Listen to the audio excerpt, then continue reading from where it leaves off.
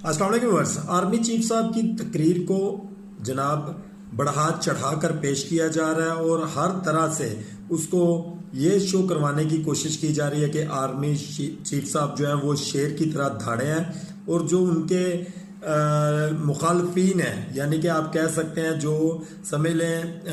PTI वाले हैं, उन सब की शलवारें गिली कर दी हैं as per statement of the जो लोकल मीडिया पाकिस्तान का, यानी कि